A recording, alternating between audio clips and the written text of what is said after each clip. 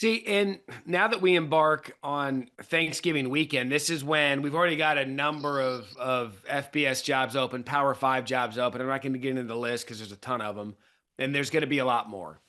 And so now we're at that point of the year where decisions are going to start to be made about head coaches across the country. And that's why I want to bring this up, because more than ever nowadays, Paul, with social media and message board and everything out there, there's so much chatter week in and week out. The question here, can you come back from this?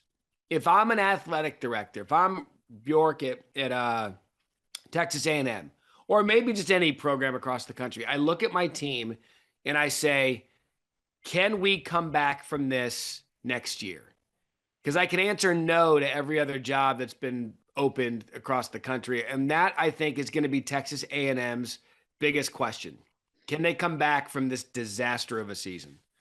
And remember, however you come back from it next year, that will be your sixth season. Right. I mean, it's one thing after a bad season, Matt, and you come back and you go, okay, we went 8-4, but we finished strong. I mean, next year, I don't know how you can count anything next year a success unless you're in the playoffs playing or competing for a national championship.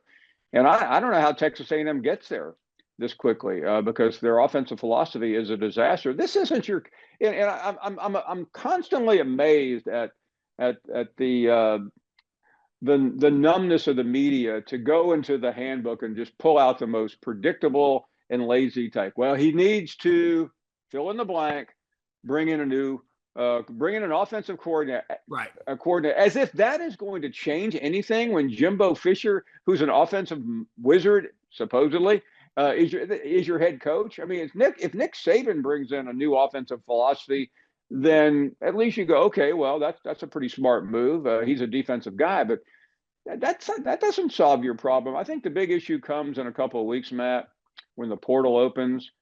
Who goes in and who leaves the portal, and then what happens in 5 or 6 weeks on national signing days? What does Texas A&M hold on to? Because whatever the projections show today may not be the same when we get to that signing date in late December. But I think the portal issue is the most important. How many of those guys bail out? I don't know.